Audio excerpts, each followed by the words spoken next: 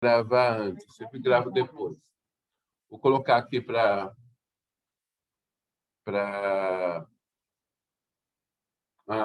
compartilhar, tá ok?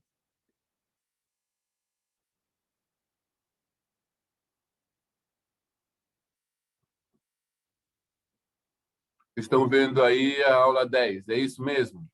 Isso. Estamos na aula 10, eu não errei o número não, né? Acho então, que vamos não. Lá. Não, tá certo. Então, vamos lá. No Fonte Viva, a gente veio com essa lição aqui que tem a ver muito com o que nós vamos falar hoje. Se soubéssemos, são 38 do Fonte Viva. E Emmanuel comenta assim, é uma lição do Cristo. Pai, perdoa-lhes porque não sabem o que fazem. Está em Lucas, capítulo 23, versículo 34. Se o homicida conhecesse de antemão o tributo de dor que a vida lhe cobrará no reajuste do seu destino, preferiria não ter braços para desferir qualquer golpe. Se o caluniador pudesse eliminar a crosta de sombra que lhe enlouquece a visão, observando o sofrimento que o espera no acerto de contas com a verdade, paralisaria as cordas vocais ou imobilizaria a pena, a fim de não se confiar à acusação descabida. Se o desertor do bem conseguisse enxergar as perigosas ciladas com que as trevas lhe furtarão o contentamento de viver, deter-se-ia feliz sob as algemas santificantes dos mais pesados deveres. Se o ingrato percebesse o fel de amargura que lhe invadirá mais tarde o coração, não perpetraria o delito da indiferença. Se o egoísta contemplasse a solidão infernal que o aguarda, nunca se apartaria da prática infatigável da fraternidade e da cooperação. Se o glutão enxergasse os desequilíbrios para os quais encaminha o próprio corpo, apressando a marcha para a morte, renderia culto invariável à frugalidade e à harmonia. Se soubéssemos quão terrível é o resultado de nosso desrespeito às leis divinas, jamais nos afastaríamos do caminho reto. Perdoa, pois, a quem te fere e calunia. Em verdade, quantos se rendem às sugestões perturbadoras do mal, não sabem o que fazem.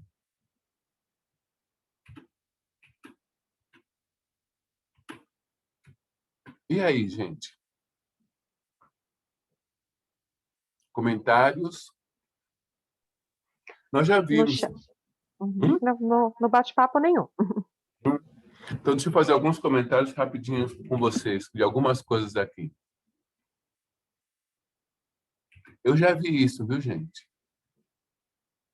Eu já vi pessoas que saíram do que estavam fazendo, né? Até por achar que estavam trabalhando demais ou coisa parecida, e como a coisa mudou, como o que é cair numa cilada, uma verdadeira cilada das trevas. E isso, para todo trabalhador, isso a todo momento é oferecido, isso é colocado para que ele deserte do trabalho que ele assumiu. E como isso se dá, né? Chegaram algumas aqui, Costa. É um comentário da Neide. O conhecimento leva ao aumento da responsabilidade dos atos. Verdade. À medida que a gente não pode alegar a ignorância, né? O espírita, em especial, ele não pode alegar que ele não sabia. Embora a gente não saiba a extensão do que virá. Uma vez, uma pessoa colocou que os espíritos caem, porque eles não sabiam o que aconteceria se eles cedessem, né? Se eles caíssem. E não é para saber. né? Não é para a gente ficar onde está pelo medo, é para ficar por amor, não por medo. Se nós soubéssemos o que nos espera, a gente ficaria onde está, ou faria o que faz, não por amor, mas por medo. E o objetivo é que a gente faça o que faz por amor. Mais alguma, Melissa? Sim. A Ana Lúcia. Mesmo quando esse mal é provocado por influências negativas? O texto ele coloca que são por decisões nossas, influenciados ou não. Às vezes, não. Nós vamos ver histórias aí hoje, onde um espírito decidiu não seguir um caminho, o caminho que tinha sido planejado antes, por ele mesmo, por simples egoísmo. Ele decidiu e foi pelo caminho que ele achou melhor. Então, não necessariamente por influências negativas. Agora, quando existe influência negativa, existe ainda o nosso livre-arbítrio. A gente, na realidade, a gente cedeu aquilo, a gente gostou, a gente quis. De alguma forma, a gente quis. Nós temos a vontade, né, que nós já estudamos, e isso é a nossa potência, né? A gente tem a nossa vontade para decidir para que lado a gente vai. Sempre. Outra pergunta da Ana. O médium que deserta do trabalho com Jesus tem mais a pagar? Um médium que deserta do trabalho com o Cristo, ele perdeu uma grande oportunidade. Ele perdeu uma grande oportunidade. E talvez, né, uma grande oportunidade de elevação, né? E talvez aí já seja a grande situação. Agora, se ele é médium, ele trabalhava com Jesus e tinha sua mediunidade aflorada, se ele optou por não trabalhar mais com os espíritos do Cristo, a sua mediunidade continua lá. Alguém vai ocupar esse espaço. Se não são os bons espíritos, quem vai ocupar?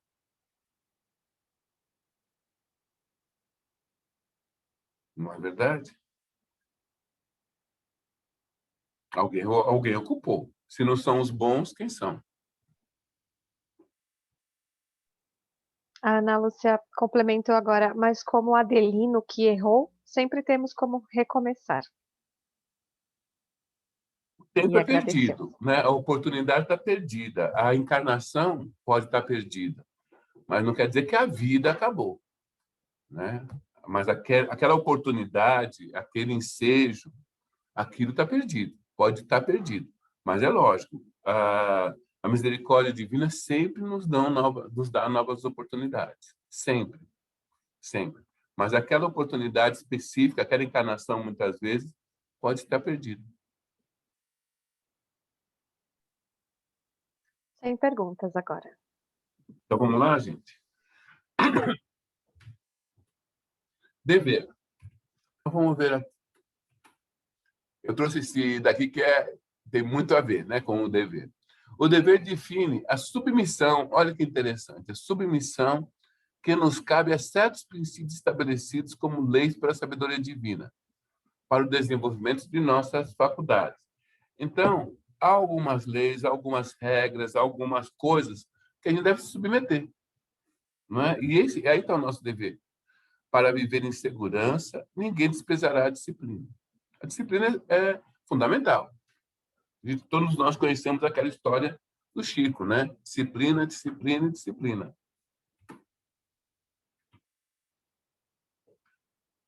Olha o que Emmanuel comenta. Obedecem às partículas elementares no mundo atômico. Essas partículas aqui, cada uma delas, elas obedecem a uma determinada lei.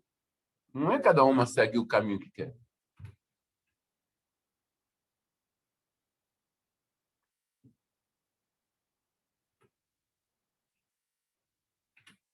Obedece à constelação na glória da imensidade.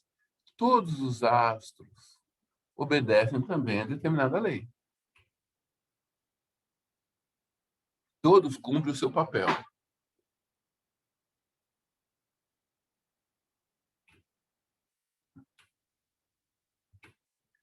O homem viajará pelo firmamento a longas distâncias do lar em que se lhe vincula o corpo físico.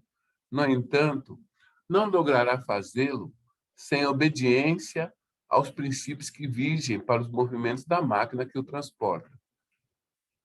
Olha, quem é que quer dar um passeiozinho aí em corpo físico?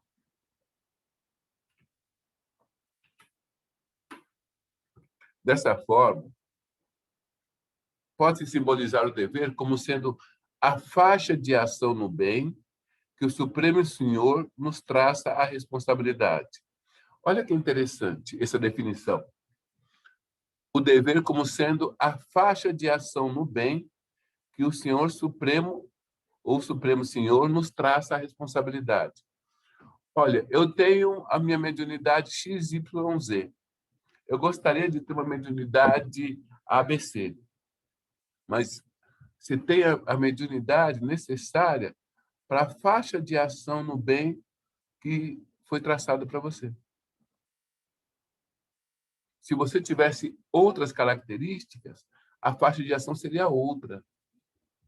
O dever, a tua responsabilidade, as tuas características é para você trabalhar nessa faixa de ação que foi determinada. Olha que interessante essa definição. Para a sustentação da ordem e da evolução em sua obra divina, no encalço de nosso próprio aperfeiçoamento.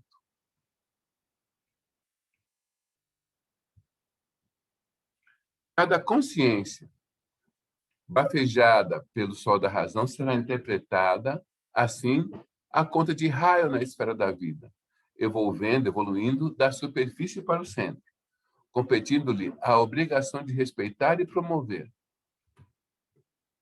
facilitar e nutrir o bem comum, atitude espontânea que lhe valerá o auxílio natural.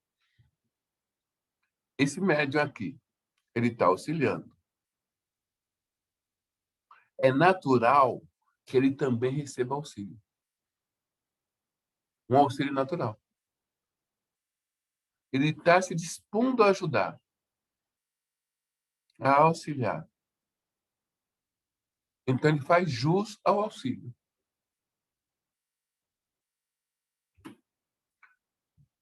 A atitude espontânea que lhe valerá o auxílio natural de todos os que lhe recolhem a simpatia e a cooperação.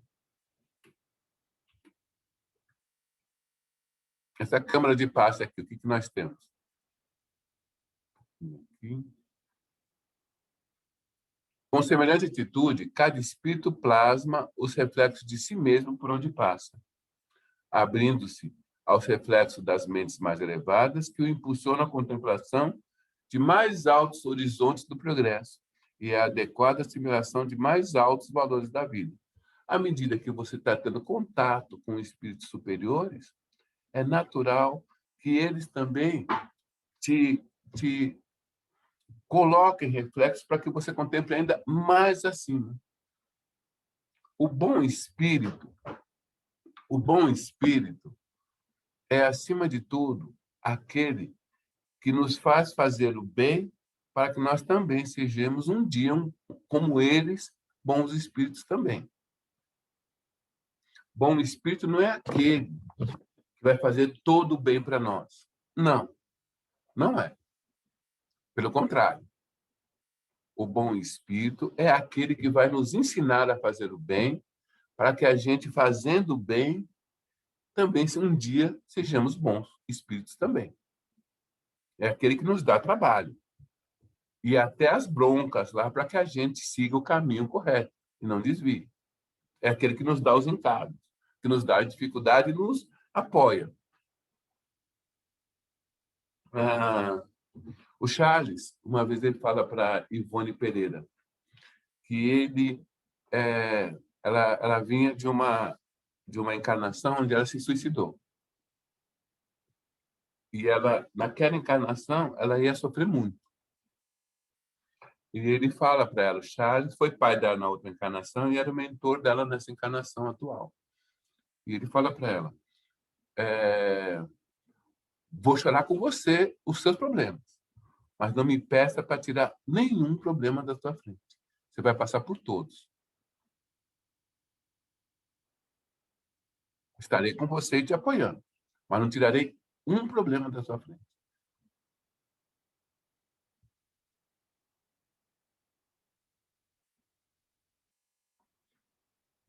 Desse modo, pela execução do dever, região moral de serviço, em que somos constantemente alertados pela consciência, olha que interessante, mais uma informação que ele dá aqui sobre o nosso dever. Se nós nos desviamos do dever, a nossa consciência nos alerta. Então, em nenhum momento, a gente pode dizer que a gente não sabia que aquilo era um dever nosso, porque a nossa consciência nos alerta. Região moral de serviço em que somos constantemente alertados pela consciência. Exteriorizamos a nossa melhor parte, recolhendo a melhor parte dos outros. Né? Então, quando nós trabalhamos dentro do nosso dever, a gente coloca o melhor de nós e a gente recebe o melhor das outras pessoas.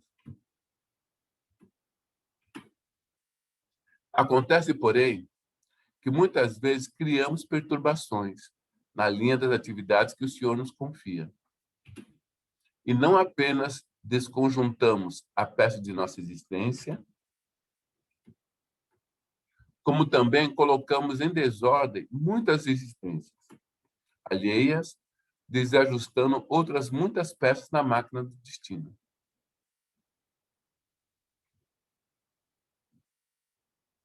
Surge, então, para nós o inexorável constrangimento da luta maior, que podemos nomear como sendo o dever à regeneração.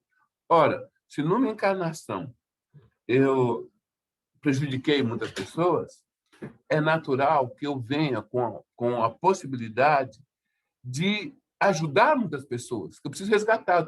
Minha dívida aumentou. Minha dívida aumentou.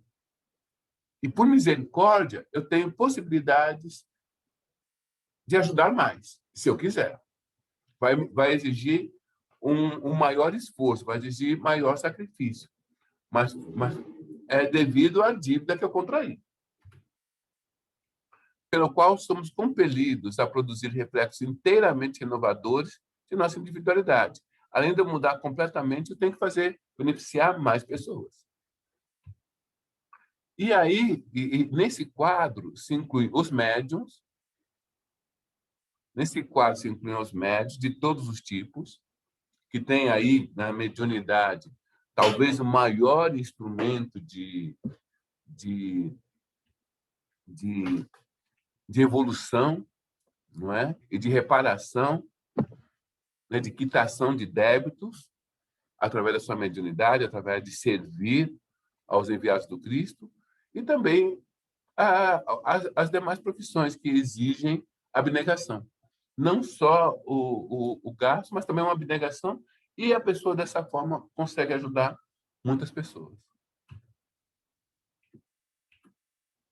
Que podemos nomear como sendo o dever de nação pelo qual somos compelidos a produzir, repetindo, reflexos inteiramente renovadores de nossa individualidade, à frente daqueles que se fizeram credores das nossas cotas de sacrifício. É dessa maneira que recebemos, por imposição das circunstâncias, a esposa incompreensiva, o esposo atrabiliário, o filho doente, o chefe agressivo, o subalterno infeliz, a moléstia pertinaz ou a tarefa compulsória a benefício dos outros.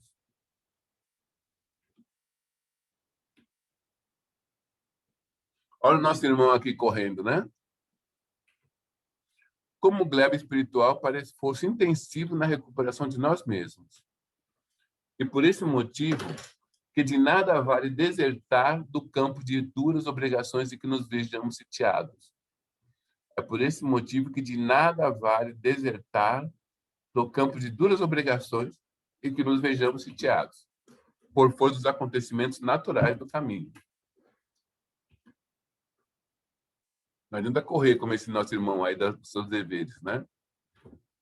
Deveres que na intimidade da consciência, ainda mesmo que a apreciação alheia nos liberte desse ou daquele impulso de devotamento e renúncia, ordena a razão e estejamos de sentinela na obra de paciência e de tolerância, de humildade e de amor, Então, o que ele está dizendo aqui? Olha, mesmo que a sociedade, as pessoas falem, olha, você não tem obrigação de fazer isso, você não tem obrigação de fazer aquilo, não é tua responsabilidade isso ou aquilo. A tua consciência pode estar falando o contrário. A nossa consciência pode estar falando o contrário. E ela tem razão.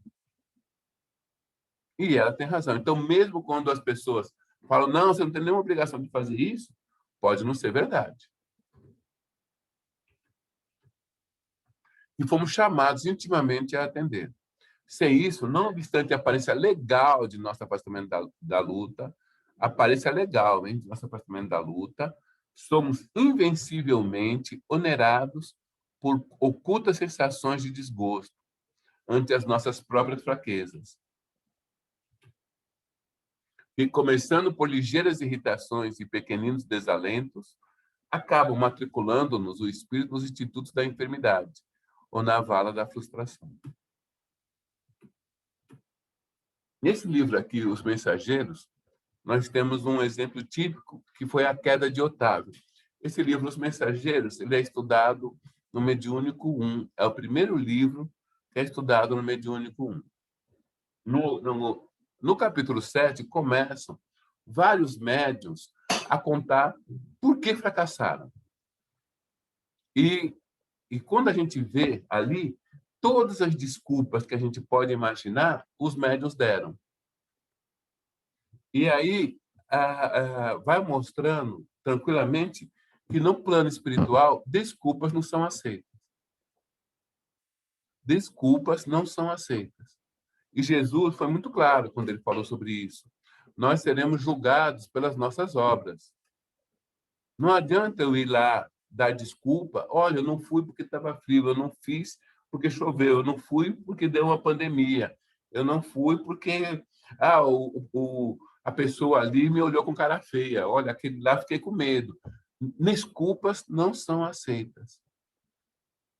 Desculpas não são aceitas. Então, é muito importante, a gente está muito consciente disso, que se a gente está arrumando desculpas para não fazer o que a nossa consciência diz que é a nossa obrigação, a gente tem que estar muito claro que desculpas não são aceitas. Nem a nossa consciência aceita desculpas.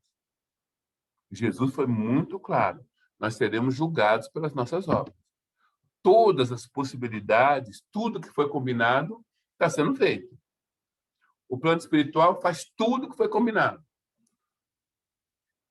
As coisas só não acontecem se a gente não fizer a nossa parte. A parte do plano espiritual todinha é feita. Sempre, sempre. E olha, e eles insistem, mesmo quando a gente não quer, eles insistem, para que a gente não tenha desculpas.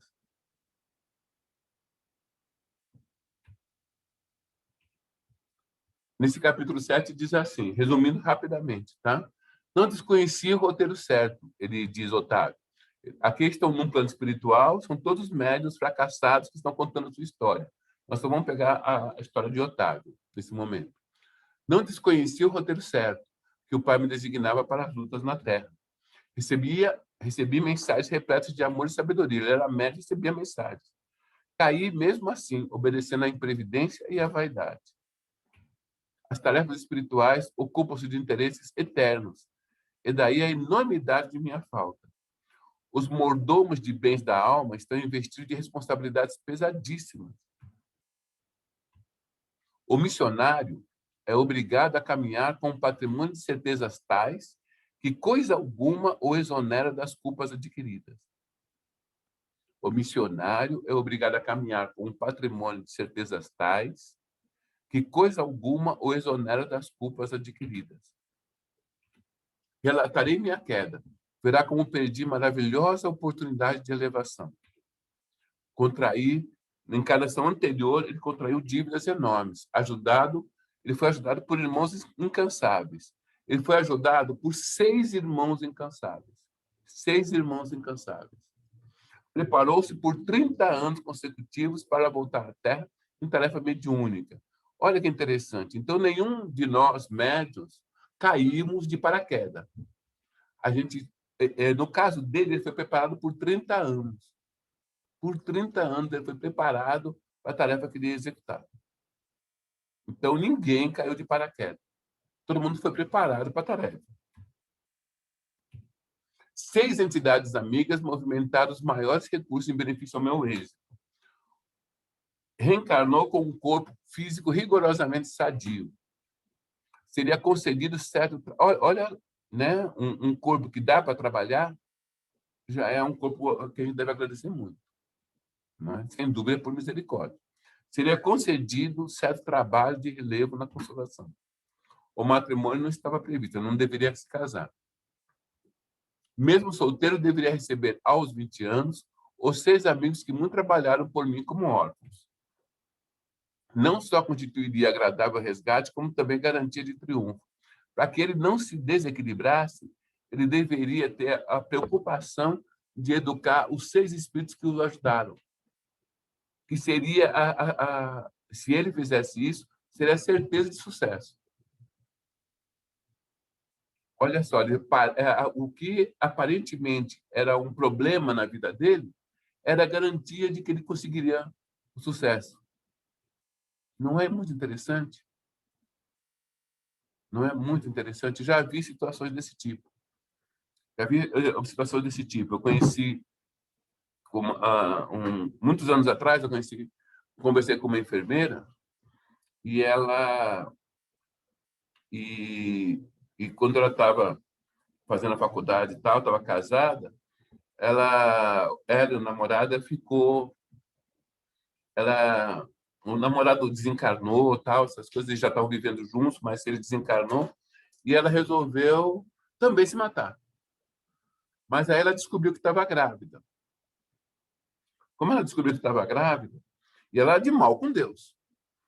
Ela falou, bom, não vou matar a mim e o meu filho, mas vou ter, assim que o neném nascer, eu me mato. Aí o neném nasceu, aí ela falou, bom, assim que o neném crescer mais um pouquinho, e puder ser independente, eu me mato. Aí o neném começou a crescer um pouquinho mais, aí ela falou, bom, deixa eu esperar mais um pouquinho, que assim que ele ficar mais independente, eu me mato. Quando ele já estava lá com seus 5, 6 anos, ela conheceu alguém, casou, estava vivendo bem, já tinha outro neném, e ela falava para mim, né, quando eu conversei com essa senhora, ela falou, olha, na hora que eu mais precisei, Deus não me ajudou. E eu dava risada. Porque tudo que ela precisava, Deus deu para ela. Um motivo para continuar viva, que era o seu filho.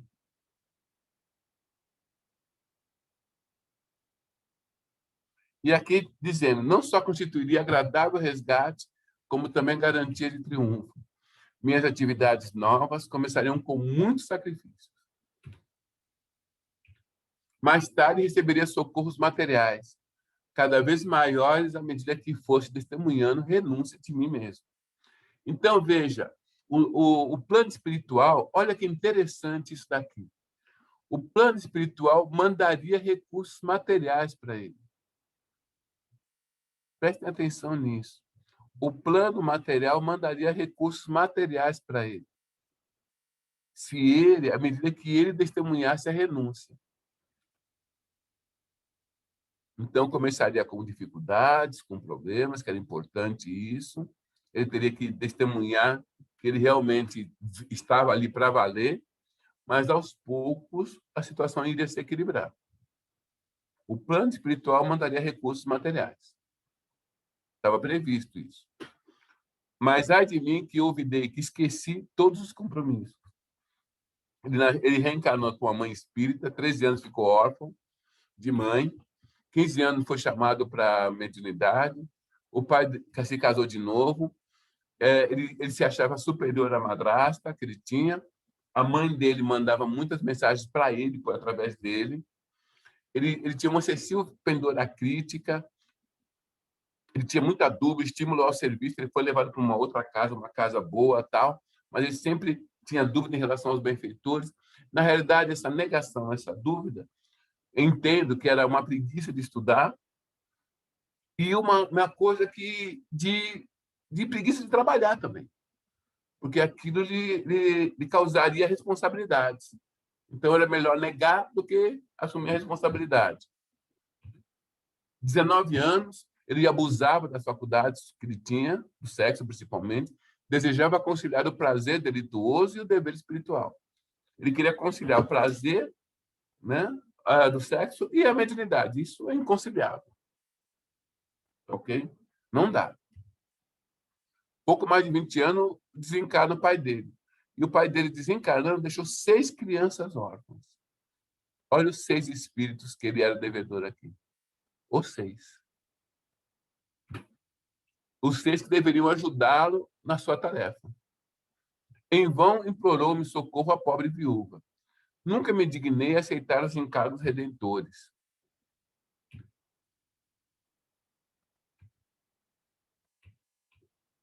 Após 2 anos, a madrasta foi recolhida a um leprosário. Olha só. E as crianças? Afastei-me dos pequenos órfãos, tomado de horror. Abandonei-os definitivamente, sem refletir que lançava meus credores generosos a destino incerto.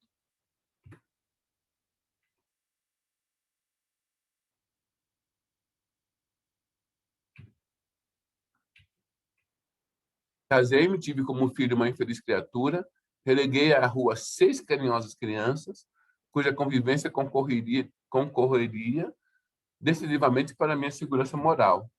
A companheira e o filho atormentaram-me ambos até o fim da existência. Desencarnou com 40 anos, roído pela sífilis, pelo álcool e pelos desgostos, sem nada haver feito para meu futuro eterno, sem construir coisa alguma no terreno do bem. Realizei todos os meus condenáveis desejos, menos os desejos de Deus.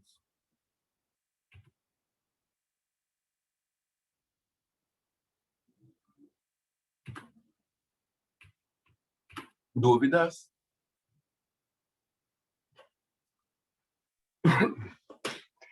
A Ana Lúcia pergunta como definir o dever regeneração? O dever regeneração vem depois das nossas quedas, né? Todos nós que temos uma mediunidade, nós temos uma mediunidade de prova, uma mediunidade de resgate. Então, é algo que nos foi dado, não é algo conquistado. Então, aí nós já temos um dever de regeneração. A própria mediunidade já nos indica que nós temos um dever de regeneração. Temos a obrigação de atender mais pessoas pelos crimes que nós cometemos em encarnações anteriores.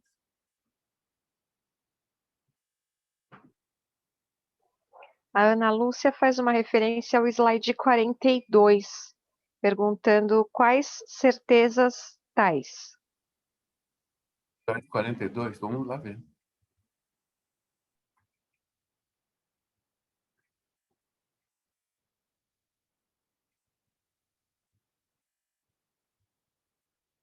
Slide 42. O missionário é obrigado a caminhar com patrimônio de certezas tais, que coisa alguma o exonera das culpas adquiridas. Veja, o Otávio, ele tinha contato direto com a espiritualidade. Ele tinha, não é que alguém falou para ele o que acontecia. Ele tinha contato. Os espíritos explicavam para ele. Como ele vai duvidar? Ele duvidou porque ele quis. A dúvida aí era simples preguiça. Não é? Então, quem tem o contato com a mediunidade, quem tem as informações que nós espíritas temos, do que duvidais? Não é? Não tem essa pergunta? Do que duvidais? Qual é a resposta que o espiritismo não dá? Não é? Qual a resposta que ele não dá? Do que duvidas? Na realidade, por que te detens, né? Se tudo é tão lógico, tudo se prova, tudo se prova, tudo se prova. Se nós não quisermos entender, se nós não entrarmos nas questões da essência de Deus, todo o resto se prova. Todas as coisas da reencarnação, da comunicação de espíritos, tudo isso se prova. Então, as pessoas que se falam que estão em dúvidas, na verdade é que não querem pesquisar, nem meditar, nem buscar as respostas, até em si mesmo. Né? A Ana Lúcia disse que ela disse que entendeu, agradeceu e não chegou mais perguntas por enquanto. Ok. Então tá bico, né? Tá bico, não é? Então tá Não. bom. Vamos... Não tá, não? Essas situações do nosso dever têm a ver muito com a nossa consciência. Mas e aquela coisa, aquela situação que falhei. Passei e falhei e agora, na minha consciência, a todo momento vem aquela falha cometida. É natural, a consciência está cobrando. Já pensou em pedir perdão a Deus? Aliviando a sua consciência? Num ato de humildade mesmo, e pedir perdão a Deus? E pedir a oportunidade de trabalhar com tranquilidade e, pelo trabalho, resgatar esta ou aquela dívida, aquele erro, aquele equívoco que nós cometemos? Acompanhei vários casos onde a prece sincera e o perdão a Deus sincero alivia a consciência. Tá, então resolveu o problema? Não, lógico que não. Lógico que não. Não é? Mas você terá a oportunidade de trabalhar sem aquilo que está te afligindo. E, pelo trabalho, pelo amor, pela caridade, resgatar o débito contraído. Tá ok? Vamos avançar, então, aqui, gente. Culpa. Culpa está muito ligado, vocês vão ver que Emmanuel colocou a culpa muito ligada ao dever. Isso é muito importante a gente entender. E aqui nós vamos até rever algumas coisas que nós já vimos em cursos passados, para que a gente consiga entender agora com aquela visão da consciência cósmica. Quando fugimos ao dever, precipitamos-nos no sentimento de culpa, do qual se origina o remorso, com múltiplas manifestações, impondo-nos brechas de sombra aos tecidos sutis da alma. Desculpe. E o arrependimento, incessantemente fortalecido pelos reflexos de nossa lembrança amarga, transforma-se num abscesso mental, envenenando-nos, pouco a pouco, e expelindo em torno a corrente miasmática de nossa vida íntima. Nesse momento é aquilo que eu falei. Percebe que está entrando numa situação dessa, que as coisas vão poder se resolver, aquele pedido de perdão a Deus e arregaçar as mangas para ir trabalhar. Vai resolver isso. Intoxicando o hausto espiritual de quem nos desfruta o convívio. A gente tem uma aura, e essa culpa, essa situação que nós colocamos na nossa aura acaba envenenando e complicando a situação. A versão do ímã, que possui campo magnético específico, toda criatura traz consigo o halo ou aura de forças criativas ou destrutivas que lhe marca a índole. Ora, se nós criamos uma situação tal e a gente precisa resgatar isso, nós já vimos isso, nós já conversamos sobre isso. A nossa própria consciência vai atrair situações e pessoas e espíritos para que a gente consiga resolver o nosso problema. Então, nós vamos ver, e depois nós vamos estudar isso mais tarde, quem atrai o obsessor é o obsedado. Quem tem a dívida. Ele atrai aquele espírito que está cobrando. Então, se ele criou uma dívida, ele vai atrair o obsessor para ele, para que ele possa resgatar a dívida. É alguma situação que precisa se resolver, a própria consciência vai atrair a situação para que se resolva, para que a pessoa supere aquela situação. Ou mesmo no próprio corpo criar a doença que a pessoa precisa ou que nós precisamos passar. Então, a questão do ímã, somos nós que atraímos, nossa mente, nosso pensamento que atrai.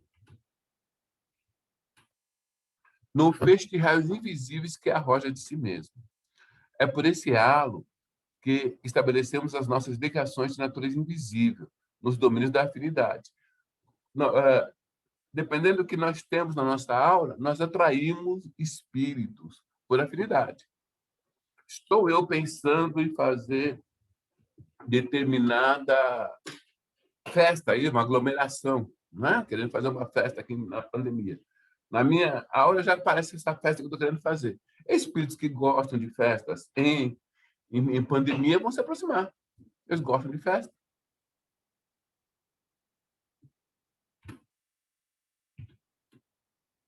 Nesse capítulo aqui de ação e reação, tem esse capítulo aqui muito interessante, que vale muito a pena ser lido e ser estudado e meditado. Ele tem muitas informações nesse capítulo aqui. Nós já falamos dele em outro capítulo, em outro curso, vamos falar dele de novo. Aqui você tem o Ildeu, tá ok? Esse é do Básico 3, o primeiro livro do Básico 3. Daqui o Ildeu, o marido, queria apresentar para vocês. Marcela é a esposa, o filho mais velho aqui é o Roberto, 9 anos, Sônia e Márcia. São gêmeos, tá ok? O Roberto, desde pequenininho, ele não queria ficar no colo do pai. Ele só se sentia bem no colo da mãe. Ele não aceitava ficar no colo do pai. E, em um determinado momento, surge Mara, amante de Ildeu. Com isso, começa toda uma desarmonia no lar, né? Lar muito desarmonizado. Nas brigas, o filho tentava defender a mãe e apanhava do pai. Né? Era como se ele desafiasse o pai novamente. Né? E acabava apanhando. E ele tinha todo o carinho para as filhas gêmeas. As filhas, todo o carinho. Para o filho, a sova e as brigas com a esposa. Ele queria sair do casamento, mas ele queria ficar com as filhas. E aí, como ele podia fazer isso, de sair do casamento e ficar com as filhas? Começou a surgir para ele a ideia de matar a esposa. Ele já era uma pessoa muito agressiva, desde as encarnações passadas, né? Que matava as outras pessoas. E ele teve a ideia de matar a esposa. E aí, quando ele começou com a ideia de matar a esposa, começou a ter formas de pensamento do assassinato. E ele começou a ter isso na aura dele. Então, na aura dele ficava o planejamento que ele estava tendo de matar a esposa. Os espíritos, todos, viam isso na aura dele. Os espíritos que eram ligados a crime, alguns ficavam horrorizados de ver alguns espíritos ficavam horrorizados de ver ele pensando em matar a esposa. Outros se aproximaram dele. E esses que se aproximaram dele porque gostaram da ideia, queriam ajudar, esses outros aumentaram a pressão para que ele matasse a esposa. A pressão foi aumentada por esses espíritos que se aproximaram. Os espíritos superiores reforçaram a defesa de Marcelo. Uma coisa importante, essa reencarnação deles foi patrocinada por alguns espíritos ligados, e eles estavam acompanhando todo o processo. Quando começou a acontecer isso, esses espíritos reforçaram a defesa da esposa. Para vocês entenderem, né? Depois vamos falar disso, mas na encarnação passada, Ildeu e Marcela foram casados. Em determinado momento, Ildeu se afasta da Marcela, vai para uma outra cidade, lá ele tem uma amante, e ele acaba também se envolvendo com a irmã dessa amante, que hoje são as duas filhas, e aí ele fica doente. Quando ele fica doente, ele lembra que ele era casado. E aí ele volta para a cidade. Quando ele volta para a cidade, ele encontra sua esposa casada e feliz, vivendo com alguém feliz. E aí ele, morto de ciúmes, como se pudesse ter, ele mata o companheiro da esposa. Ora, quem era o companheiro da esposa? Era o primeiro filho deles, que não o perdoou. Quando chegou no plano espiritual, Ildeu era o mais endividado, as duas moças que ele se relacionou estavam desequilibradas, o filho, que chegou no plano espiritual e não perdoou, também se vinculou a ele. Tivesse perdoado, ele não estava vinculado. Mas como ele não perdoou, ele se vinculou também ao resgate dele. E a Marcela, por amor a todos, ela não tinha nenhuma obrigação de fazer, ela reencarna para ajudar todos. Então, reencarnam, eles se conhecem de novo. Nossa, eu nunca te vi, amor à primeira vista, tá? Aquelas coisas lá. Se casam, tem 3 filhos. O menino mais velho, que ele tinha matado na encarnação anterior, as 2 meninas como gêmeas, que ele adorava. Só que, na mesma época que ele abandonou a Marcela para ficar com uma amante, apareceu novamente uma amante. Na mesma época. Ora, se ele não cresceu moralmente, se ele não se tornou uma pessoa melhor, ele vai cair de novo na mesma casca de banana. Nós seremos provados nas cascas de bananas que nós caímos em encarnações anteriores. Isso é lógico. Se nós não nos melhorarmos, nós vamos cair nós vamos escorregar de novo. E foi o que aconteceu com ele. Ele caiu de novo na mesma casca de banana.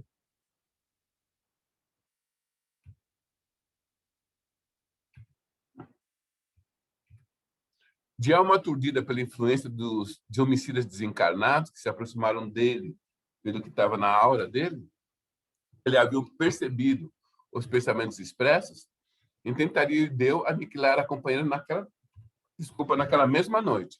Então, Ildeu ia matar a Marcela naquela noite. E os espíritos ficaram sabendo disso, os espíritos superiores. Silas age. Silas é o auxiliar ali, o responsável ali pela situação que vai ajudar ali a Marcela. Inicialmente, baniu os alcoólatras e delinquentes desencarnados que ali se acolhiam. Então, todos os espíritos que estavam ajudando o Ildeu, ele baniu, expulsou todos. E aí ele pegou o revólver que ele ia matar a Marcela. O que o Silas faz? Ele pega uma das gêmeas, em desdobramento, era na madrugada, e traz a gêmea para ver o que tinha na aura do Ildeu. Quando a pequena vê a aura do pai, né, ela começa a gritar, e aí ele solta.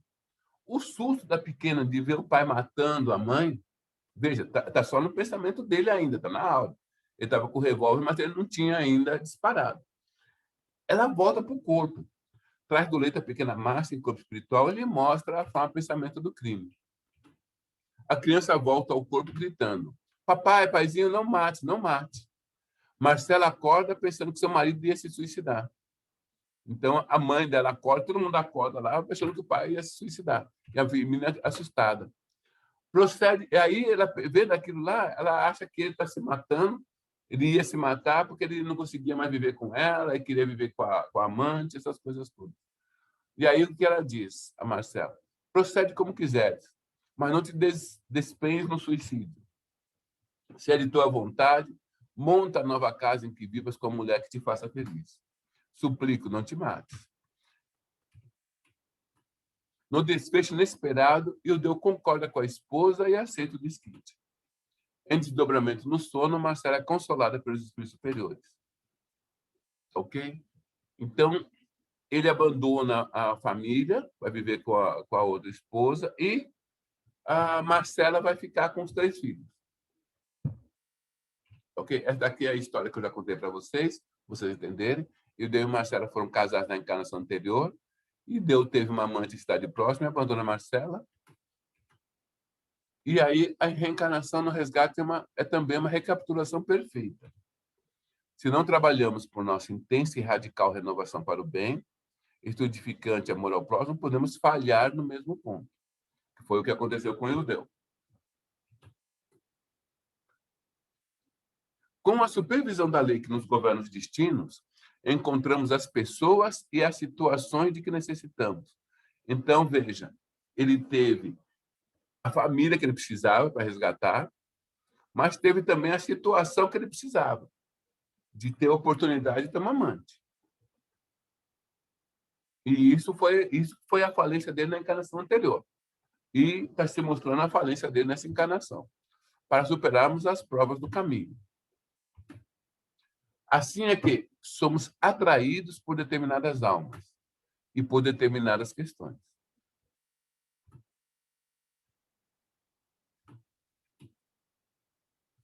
E aí, André Luiz faz uma série de perguntas. E o que vai acontecer agora? O que vai acontecer é o seguinte: E o Deu abandonou a família. Então, na mente dele, ele vai ficar um retrato da Marcela triste e dos filhos tristes abandonados por ele. Isso vai ficar impresso na mente dele. Por quê? Ele tem essa dívida para com a lei divina. Veja, não estou falando que ele tem essa dívida para com Marcela e para com os pequenos. Esses, a Marcela e os pequenos, têm a obrigação de perdoá-lo. Mas o Ildeu criou uma dívida para com a lei divina. O que vai acontecer se a Marcela se desequilibrar e não conseguir manter os filhos e todos eles caírem na delinquência? O que vai acontecer se por causa dessa deserção dele, todos ali se desequilibrarem? A dívida do Ildeu é agravada. A consciência cósmica agrava a dívida do Ildeu. A consciência cósmica agrava a dívida do Ildeu. E se e para Marcela, ela caiu tal, o que acontece com ela? A dívida dela, ela é atenuada. Por quê? Porque ela está caindo porque alguém a fez cair.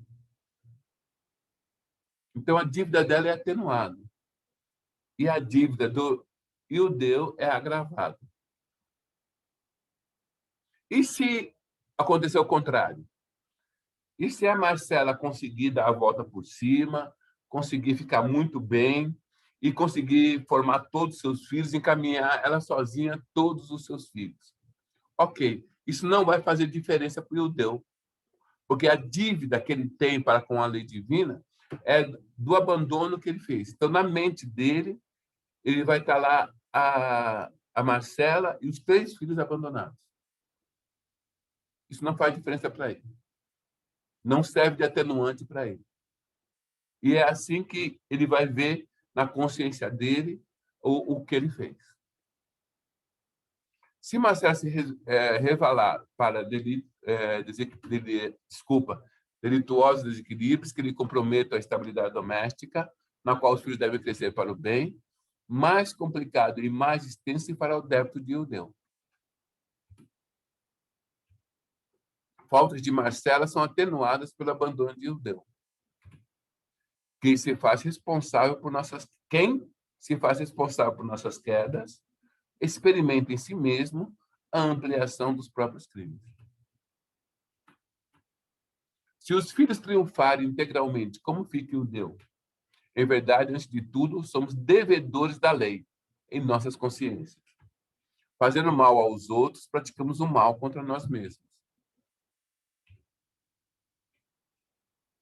Mesmo se eles estiverem bem, Velozar e Ildeu, na própria consciência, sofredores e tristes, quais os tornou.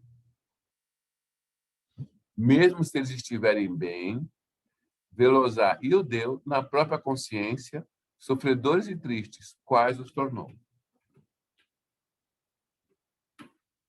E pagará em serviço a outras almas da senda evolutiva o débito que lhe onera o espírito. De vez que, ferindo os outros, na essência, estamos ferindo a obra de Deus. Pela caridade, pelo amor, que ele vai conseguir resgatar isso daí. A cada um, segundo as suas obras. E ninguém no universo conseguirá fugir à lei. Ninguém no universo conseguirá fugir à consciência cósmica. Dúvidas? A Márcia pergunta: podemos dizer que o Ildeu perdeu essa reencarnação também? Olha, ele não vai conseguir fazer tudo que se propôs quando ele reencarnou, por ele ter abandonado seus deveres. Alguma coisa ele pode mudar, né? Por exemplo, na encarnação passada, ele matou uma pessoa. Quem sabe nessa encarnação ele consiga ajudar algumas pessoas, fazer a caridade, fazer algumas coisas, mesmo tendo perdido a grande oportunidade que ele teve, né? Eu não diria que ele perdeu essa encarnação, mas ele não vai conseguir fazer tudo que foi proposto para ele fazer. Ele não vai conseguir equilibrar tudo que ele deveria ter equilibrado. E a Iris pergunta qual seria a dívida da amante. A nova amante? É isso, Melissa? Isso, qual seria a dívida da amante, né, do Ildeu? Olha, Dessa personagem atual. o que que a gente percebe? Ela sabia que ele tinha compromissos, certo? Qual o grau de responsabilidade dela para a gente julgar? A gente não sabe, né? A gente não pode julgar. Quem julga é Deus, nem Jesus julgar. O que a gente sabe é que ela sabia que ele tinha compromissos. E, sem dúvida, a consciência dela não vai estar feliz com o desfecho do que está acontecendo. A gente nunca será feliz destruindo a felicidade dos outros. É da lei. Então, se ela quer ser feliz destruindo a felicidade da esposa e da família, ela não será. Não existe essa possibilidade. Ninguém é feliz em cima da infelicidade dos outros. Mas julgar a pessoa, o que ela fez, é isso, aquilo, isso não. Mas ela cometeu um equívoco que vai provavelmente lhe custar a própria felicidade, a própria alegria de viver, muitas vezes. A Elianete. E se mesmo separado de Marcela, ele fosse um pai que acompanhasse a criação dos filhos como um pai zeloso? Olha, aí a situação muda, né? O livro fala que ele abandonou. Abandonou. Agora, se mesmo fora ele toma conta, ele se responsabiliza como tantos outros pais e acompanha o crescimento dos filhos e está presente, aí é outra história. Aí é outra história. Quantos casais se separam porque é o melhor para eles naquele momento, mas assumem ambos a responsabilidade que têm com os filhos?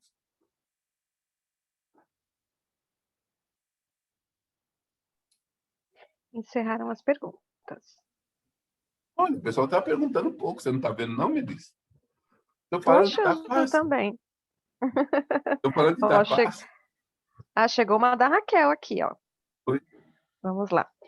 Pela lei de ação e reação, a justiça divina impôs uma situação semelhante à da encarnação passada, para que o Deus tivesse a oportunidade de resgate. A amante é uma peça da cena atual, como foi no passado. Talvez fosse uma prova para esse espírito também, não? Olha, magneticamente, esses espíritos se atraem. Né? Tanto a moça, a amante, quanto o Ildeu se atraíram magneticamente. É muito provável que fosse também para ela uma prova.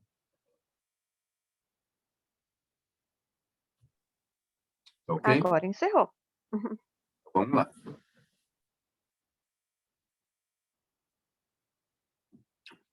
Culpa ainda. Operando a onda mental em regime de circuito, por ela incorporamos, quando moralmente desalentados, os princípios corrosivos que emanam de todas as inteligências. Então, se nós entramos... O que ele está falando aqui? Se nós entramos num processo de culpa, as nossas... A gente acaba atraindo espíritos ligados àquilo e tentando, muitas vezes, aproveitar a brecha que nós estamos abrindo. Ok?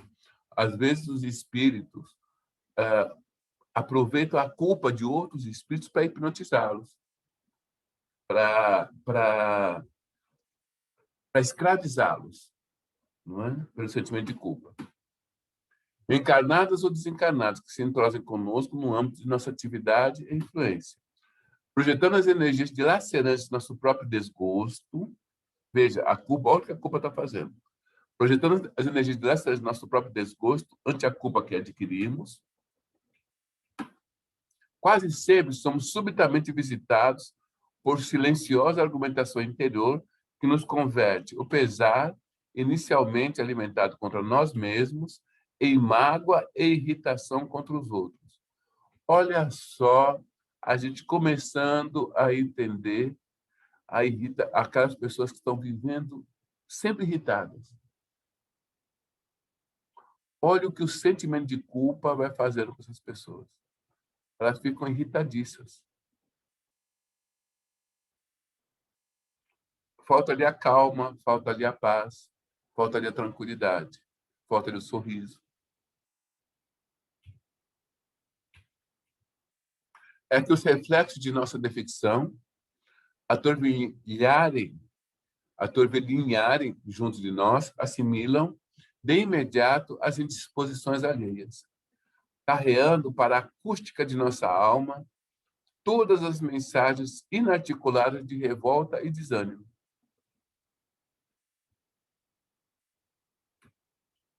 Angústia e desespero que vagueiam na atmosfera psíquica em que respiramos, metamorfoseando-nos em autênticos revelados sociais, famintos de insulamento ou de escândalo,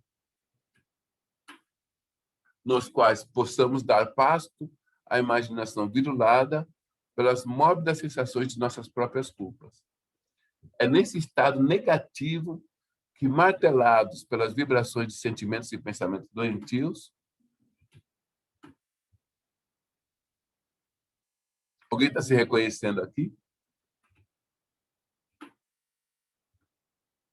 Atingimos o desequilíbrio parcial ou total da harmonia orgânica. Olha as doenças. Olha aí, a gente acaba ficando doente por causa disso. Enredando corpo e alma nas teias da enfermidade, com a mais complicada diagnose da patologia clássica. Nesse daqui da Terra e o Céu, a gente tem essa mulher que está deitada, ela desejou que o enteado morresse afogado. E ele, de fato, morreu afogado. E ela caiu em culpa. Olha o que aconteceu com ela. Uma obsessão da mãe, não é? Obsediando, e ela muito doente. E quando ela conseguia sair do corpo, para onde que ela ia? Ela ia para o mar, onde o menino morreu, na esperança de vê-lo e poder salvá-lo. Não se diz que o criminoso sempre volta ao local do crime? Olha o que ela fazia. Ela voltava para o mar, na esperança de, quem sabe, pegar o menino. A noção de culpa, com todo o séquito das perturbações que lhe são consequentes, agirá com seus reflexos incessantes sobre a região do corpo ou da alma que corresponda ao tema do remorso, de que sejamos portadores. Como assim? Nesse livro aí, Ação e Reação, no capítulo 17, Dívida Expirante, tem muitas coisas que aconteceram. Mas recomendou-nos Silas dos pulmões. Foram visitar num hospital, uma pessoa que estava muito doente, estava a ponto de desencarnar. E o Silas vai lá com o André Luiz e fala para ele olhar os pulmões dessa pessoa. E, através de sucessivas formações cavitárias, haviam provocado tamanho abatimento orgânico. Os pulmões dessa pessoa que ele estava olhando estavam totalmente destruídos, ou quase destruídos. Que o vaso físico sob nossos olhos não era mais que um trapo de carne. Agora aberta a multiplicação de bacilos ferozes, aliados a exércitos microbianos de variada espécie, a se apinharem dominadores. Na intimidade dos tecidos, assim como inimigos implacáveis, a se lhe apoderarem dos restos. Esse nosso irmão, na encarnação passada, ele tinha um outro irmão que tinha problemas mentais. E ele e o irmão, herdaram uma fortuna, um castelo, essas coisas todas. E o que ele fez? Ele prendeu o irmão dele e ele pegou a parte da fortuna dele e gastou com jogos, com mulheres, tal, essas coisas, com bastante orgia. Ele gastou toda a parte dele e deixou o irmão preso lá, porque o irmão tinha problemas mentais. Quando acabou a parte dele da grana, ele precisava da grana do irmão. Mas para ele pegar a parte da grana do irmão, ele precisava que o irmão desencarnasse. Aí o que ele faz? Ele manda soltar o irmão dele e para fora do castelo, que lá onde eles moravam a noite era muito fria. E solta o irmão para fora. E o irmão fica rodando em volta do castelo a noite toda. Só que quando chega de manhã, o irmão está lá. Ele não morreu de frio. E ele faz isso algumas noites. Como o irmão não morria, ele pediu lá para os seus auxiliares, como se fossem escravos, fugidos, para ele solta o irmão e manda os escravos ir lá e esfaquearem o irmão. Então, eles esfaqueiam o irmão no pulmão. Matam o irmão. Quando ele desencarna, depois de sofrer essas coisas todas, ele tem a oportunidade de encontrar com o irmão, mas o irmão não está preocupado com isso, não. Não, imagina, eu te perdoei. Você precisava lá do dinheiro, umas facadinhas, né? Umas prisãozinha ali que eu fiquei, umas noites ali no castelo, mas está tudo perdoado. Fique bem, eu estou bem aqui, estou tranquilo. O irmão perdoou, não tinha nenhum processo obsessivo, está tranquilo. Tranquilo para o irmão, que perdoou. E para quem fez o crime? Que fez os crimes. Ele reencarna com problemas mentais também, como o irmão tinha. Como ele não honrou a família, não tinha direito à família. Ficou lá num orfanato, ele não podia ficar muito tempo. Deixaram ele num quartinho que tinha mais ou menos a mesma medida da onde ele deixou o irmão, pelo mesmo número de tempo que ele deixou o irmão preso.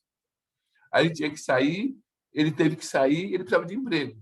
Aí ele conseguiu um emprego numa fábrica, mas só que o dono da fábrica não precisava dele, mesmo porque ele tinha problemas mentais, não dava para deixá-lo para lá, mas ficou com dó dele. Falou, faz o seguinte, você fica aí de vigia noturno. Só que eu não tenho nem lugar para você ficar de vigia noturno. Mas fica aí, você vai ganhar um dinheirinho.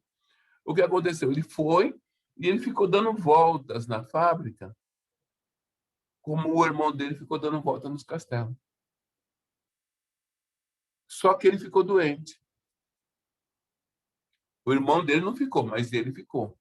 E é nesse momento que ele é encontrado aqui pelo André Luiz e pelo Silas. E o que acontece? O pulmão dele está totalmente perfurado pelos bacilos, como se tivesse sido esfaqueado. Como se tivesse sido esfaqueado. Ele não foi esfaqueado. Nenhum encarnado, nenhum desencarnado fez mal a ele. Mas as leis divinas se cumpriram de tal forma que ele resgatou todos os débitos que ele tinha para com o irmão.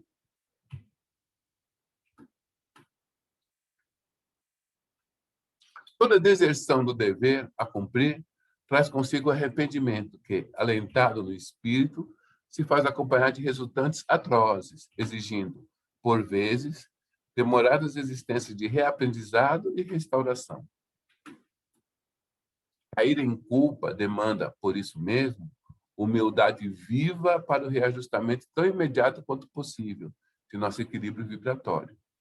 Senão desejamos um ingresso inquietante na escola das longas reparações. É por essa razão que Jesus, não apenas como mestre divino, mas também como sábio médico, nos aconselhou a reconciliação com os nossos adversários, enquanto nos achamos a caminho com eles,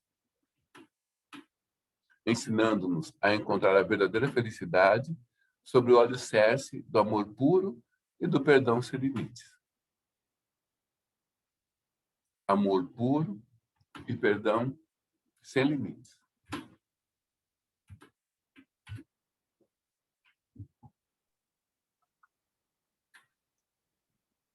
Silêncio total. É o frio, né, Melissa? Deve ser o frio.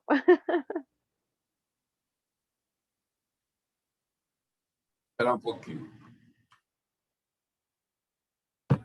Para ficar um assunto em cima A de outro. Elianete levantou a mão. Acho que ela vai querer fazer uma pergunta. Fica lá, Elianete. Posso abrir o microfone, que é mais fácil? Pode, fique à vontade. Eu fechei por causa da oração. Não, tá bom. Costa, se esse moço, com o perdão do irmão, se ele tivesse sido uma pessoa caridosa, isso atenuaria muito esse problema pulmonar que ele teve, certo? Não, o perdão do irmão não interfere na dívida dele. O perdão do irmão é obrigação. Agora, a dívida que nós contraímos é com Deus, é com a consciência cósmica. Então, o fato de nós perdoarmos alguém que nos fez o mal, não quer dizer que aquela pessoa ali está isenta de reparar o mal que fez. É lógico que se nós passamos por uma determinada situação, vítimas nós também não somos. Certo? Se nós estamos passando por uma... Não existe possibilidade de alguém pagar o que não deve. Então, se nós passamos por uma determinada situação, seja ela qual for, que nos desagrada, é nossa obrigação perdoarmos, porque é uma dívida que nós temos. E quando a gente perdoa, a gente quita essa dívida. Agora, quem fez o mal adquiriu uma dívida e vai ter que se ver lá com a consciência cósmica. Se a gente perdoa, a gente não se envolve com o resgate daquela pessoa. Se a gente não perdoa, a gente se envolve com o resgate daquela pessoa. Entendi. E a caridade, nesse sentido, ajudaria ele Sim, ele poderia... atenuar um pouco a dívida poderia dele. atenuar, sim. Ou até tudo pela caridade. Ele até pode atenuar tudo pela caridade. Entendi. Obrigada. Não. Ana Lúcia, a culpa gera doenças físicas e também psicossomáticas? Sim. A culpa é, antes de tudo, uma doença da alma. É, antes de tudo, uma doença da alma. Depois que isso vai externar no físico, né? Mas a mente, aquilo que ela externa no físico é porque a alma está doente. Pergunta da Iris. De Uma quem? criança Pergunta da Iris agora, tá? Tá ok. Uma criança estuprada é uma dívida que ela teve? É um espírito antigo. É um espírito antigo. Certo? Então, a gente sabe que não existem... A lei divina não falha. Não deveria ser. Mas é, sim, uma dívida antiga que esse espírito tem. Esse espírito milenar, que nesse momento é em forma de criança, tem. Tem um livro chamado, que é estudado no Mediúnico 3. O nome do livro é Sexo e Obsessão. Esse livro, nesse momento, ele ensina tudo isso. Ok? Ele trata muito da questão da pedofilia, esse livro. Chama-se Sexo e Obsessão. Que é estudado aqui na casa no Mediúnico 3.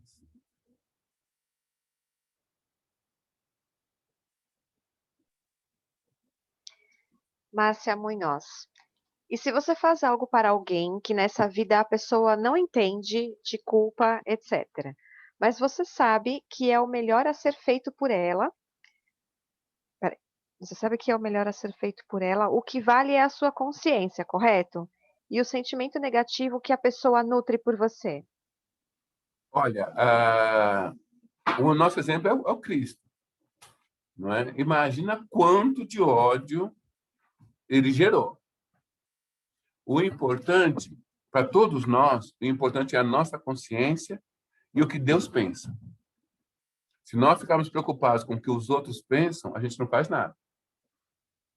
Paulo falava que se ele estivesse preocupado em servir aos homens, ele não conseguiria servir ao Cristo. Para todos nós, interessa a nossa consciência e o que Deus pensa. Para todos nós. Ao que as pessoas não concordam, as pessoas maldizem, ou as pessoas falam mal, isso é um problema delas. Se nós estamos com a nossa consciência tranquila, e se nós estamos fazendo o nosso dever, ou seja, estamos caminhando dentro daquilo que Deus determinou, que a gente caminhe tranquilo. Não será possível agradar a todas as pessoas. E a gente nem deve viver para agradar as pessoas. A gente deve viver para fazer o certo, para fazer o melhor. Se nós formos pensar, se nós formos viver para agradar as pessoas, a gente não cumpre o nosso dever. Se nós formos viver para agradar as pessoas, nós não cumpriremos o nosso dever. Nós devemos nos preocupar em agradar a Deus. E estarmos com a consciência tranquila.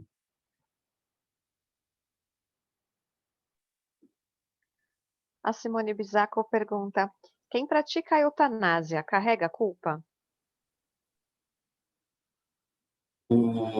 A eutanásia, quem pratica a eutanásia, está falando o médico que faz a eutanásia, ou a pessoa que faz? Com certeza. Sim, o médico. Sim, com certeza. Com certeza.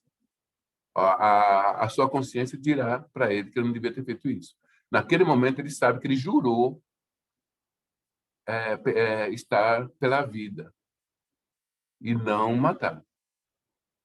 Agora, o que é a eutanásia? A eutanásia é você dar uma injeção para que a pessoa morra, que é diferente de você fazer tudo para ajudar a pessoa e não ligá-la a uma máquina, porque ela mesma não gosta. Eu, por exemplo, não gostaria de estar ligado a uma máquina para manter só o meu corpo vivo.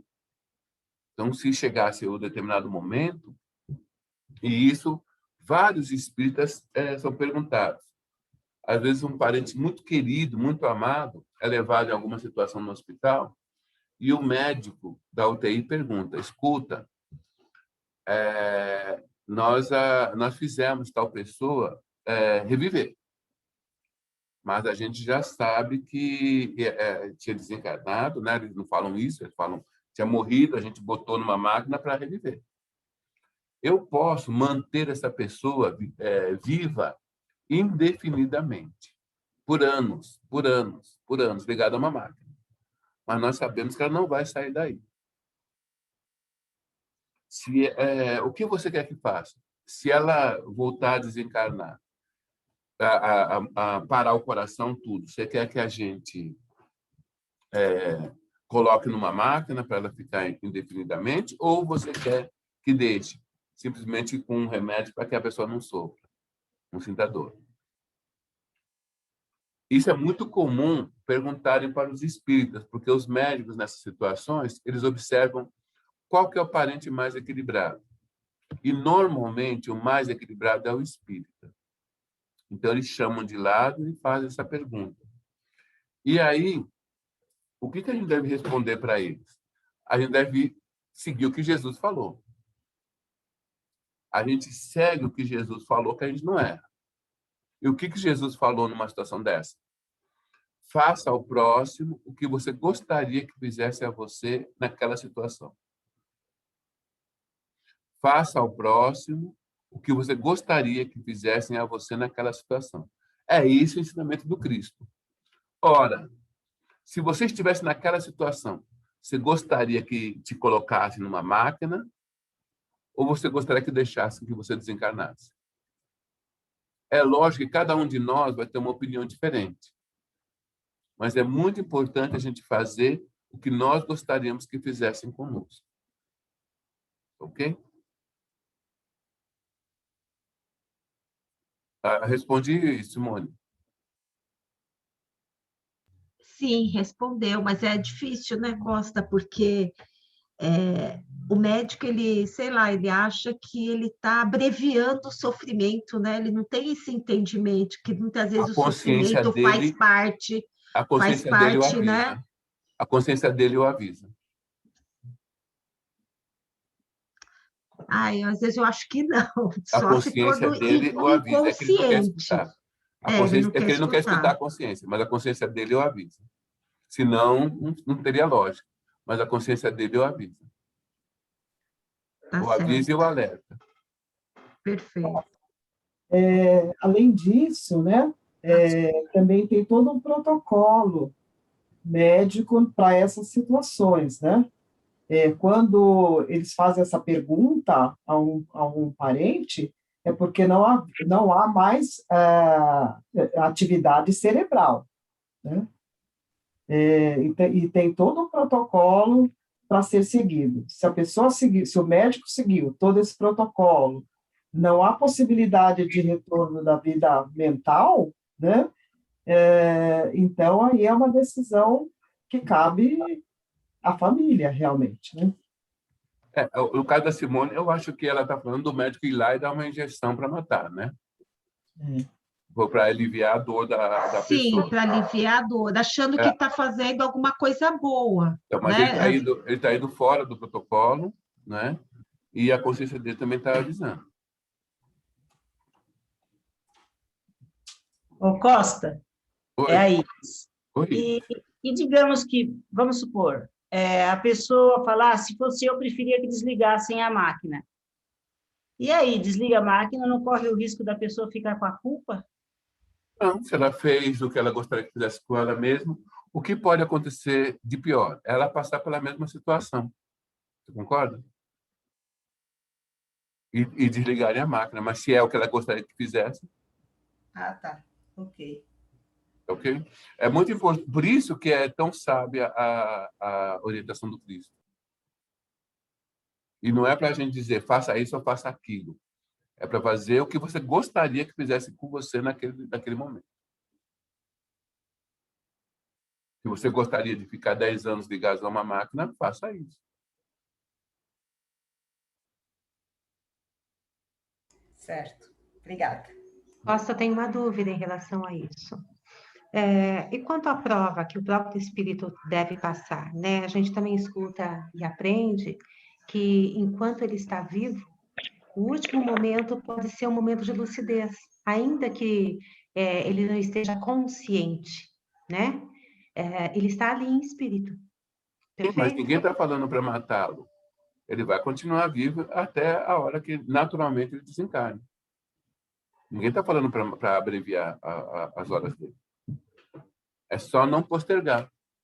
Ele vai ficar ali e, se for determinado, ele pode ficar dias, horas, meses, talvez até anos daquele jeito. Compreendi. Ok? Obrigada. Nada. Pergunta da Andréia Prado. Aplicada aos animais, a eutanásia, como fica a questão da culpa? É muito triste. Olha, existe uma discussão até entre os veterinários espíritas, né, sobre isso daí. Não é a mesma coisa que dos encarnados, porque o animal não tem culpa, mas eles sofrem. Existem doenças graves que fazem muito sofrimento ao animal e ele não tem o que resgatar. Então, você vê na internet uma discussão de veterinários espíritas a favor e veterinários espíritas contra. Ok? E eu acho que a gente tem que fazer nossas preces e decidir. E assumir a responsabilidade. Cada um individualmente. Obrigada, Costa. É triste mesmo. Costa, Oi? é o Jean. Segundo o Marcel Benedetti, né, nos livros Então, é a dele, opinião dele. Então, cada um tem que ir pela sua opinião. Que a opinião das pessoas, o Cristo não falou nada a respeito. Não. Quer dizer, você tem uma discussão de vários veterinários, uns contra, os outros a favor. Então, cada um deve assumir a responsabilidade. A gente não tem que ir pela opinião dos outros. Tem que ir pelo que os espíritos superiores ensinaram, né? No caso aí, ele não é um espírito superior, é? Não sei. Então. como você disse, como os animais, os bichos não têm culpa, não têm prova ou expiação, não justifica deixar eles sofrendo tanto quando chega Então, no mas isso é a limite. opinião dele, você concorda? Se você vai ver outros falando exatamente o contrário. Que o espírito está crescendo naquele momento. O princípio inteligente está crescendo. Então, são opiniões. Eu acho que vale a pena uma oração, uma prece. A prece sempre tem resposta e a gente fazer e assumir a responsabilidade do que fez. Correto. Ô, Henrique, pode falar. Ô, Costa, boa noite. Bom, boa noite. Só para ratificar esse assunto que está sendo abordado, eu acho que o que tiver que ser, será, viu, Costa? Eu vou te contar o caso pessoal meu da minha mãe, por exemplo, né? Uma senhora de 90 anos caiu, fraturou o fêmur, teve que fazer uma cirurgia, e aí, em decorrência dessa cirurgia, ela já tinha um problema de Alzheimer, enfim, uma série de debilidades. Em decorrência dessa cirurgia, ela pegou septicemia, uma série de coisas, e ficou no hospital, e aí o pessoal ligou para a gente para ver que providências tomava, né? Chegamos no hospital, no momento que a gente estava decidindo se entubava ou não, quer dizer, um procedimento protelatório, porque não ia resolver nada, ia ser o que você está falando, colocar numa máquina. Naquele momento, ela entrou em óbito. Quer dizer, a gente já tinha decidido não entubar, evidentemente, não prosseguir com o sofrimento e tal, mas naquele momento ela entrou em óbito. Aí é o que eu digo para você, eu acho que o que tiver que ser, será. Acho que a gente fica especulando muito essas coisas também, mas não sei se as pessoas morrem antes da hora não, viu, Costa? Não, mas já teve uma situação que eu presenciei, eu estava junto, e o médico perguntou para a pessoa. Sim. Né? Não foi para mim, mas perguntou para a pessoa que eu estava acompanhando, né? E a pessoa teve que decidir. Né? A decisão foi da pessoa. Esse parente da pessoa, que era a mãe dela, ainda viveu algumas horas mais e desencanou. Mas a decisão foi dela de não colocar na máquina, porque ela o coração já tinha parado outras vezes e os médicos fizeram voltar à vida. Uhum. Há pessoas lúcidas até, Costa, que preferem não adotar esse procedimento. É o que você está falando. Você opta em não viver vegetativamente numa máquina. Se você quem é o teu ente querido que vai ter que decidir isso, sabe do seu posicionamento, eu acho que nada mais justo ser... Né? As pessoas evitam falar sobre desencarne, né? Mas eu acho que as pessoas deveriam conversar e deixar claro, ó, se quer doar órgãos ou não quer, não é? Sim. Se quer, se numa situação dessa, o que gostar. Qual é a sua vontade, se quer ser cremado, se quer ser enterrado. São coisas que a gente precisa conversar e dizer, né, às pessoas. Não precisa ser dito. Precisa ser conversado. Ok? Melissa, mais alguma... Oi? Pode falar. Oi. Em relação à eutanásia ou desligar o aparelho, né? Quando eu falo vontade, assim, na realidade a gente, pelo menos, tem o entendimento de que a lei de Deus é uma lei natural e a gente deve obedecê-la, né?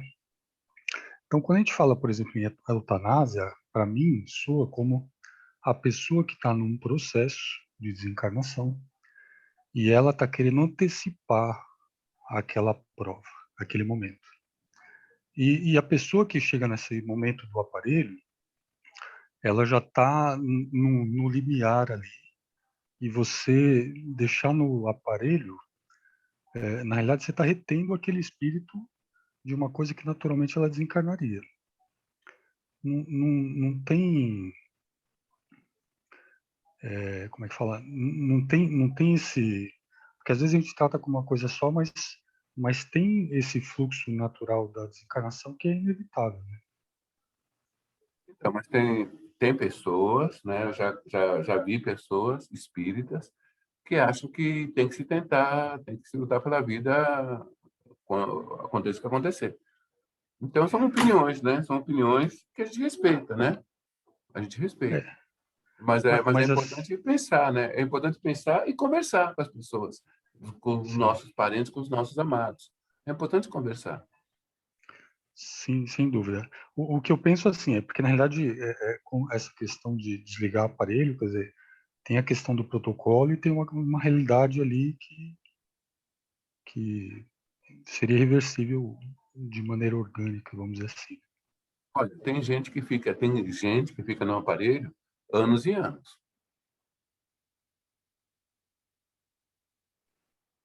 E eu conheço casos, tá? Que a pessoa fica no aparelho anos e anos. Bebês ficam no aparelho anos e anos, dilacerando famílias e tudo, mas ficam anos e anos. Então, não é uma coisa que parece simples, assim, que se colocar no aparelho vai ficar mais algum tempo. Não, ficam anos. Então, é alguém que tem que ser, algo que tem que ser conversado.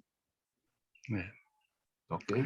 E pensando no que você falou, da questão das leis e da prova, né? Às vezes a prova é ficar no aparelho, né? Pode ser.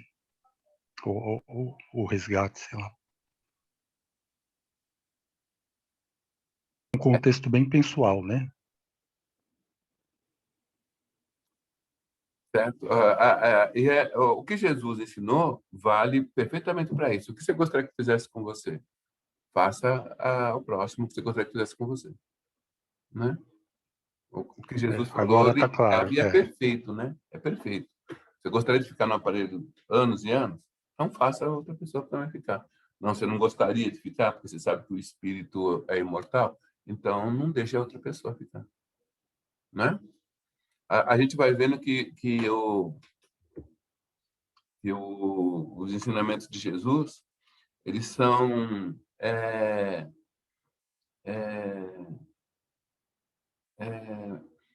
fenomenais, ele cabe em todas as coisas. A gente falou sobre doação de órgãos, não é? Alguma pessoa, teve uma época, muito tempo atrás, que você colocava na identidade, olha, não quero doar órgãos. E eu achava interessante que quem colocasse na identidade não quero doar órgãos, devia colocar do outro lado, não quero receber. Porque as pessoas sempre se colocam como doadoras, mas nunca se colocam que ela pode estar precisando. E eu vi o testemunho de uma senhora que é o pedido para ela os órgãos do filho dela, ela não quis doar. E 3 anos depois ela pedia para as outras famílias doarem órgãos para o outro filho dela. Então, cabe também aí o ensinamento do Cristo. Faça, na questão de doação de órgãos, faça para o próximo o que você gostaria que fizesse para você. Se uma pessoa está precisando de órgãos e você se coloca no lugar daquela pessoa, se você estivesse precisando, você gostaria que alguém doasse para você? Se você gostaria que alguém doasse para você, então doe também. Então, o ensinamento do Cristo, ele é perfeito. Ele é perfeito. Não é?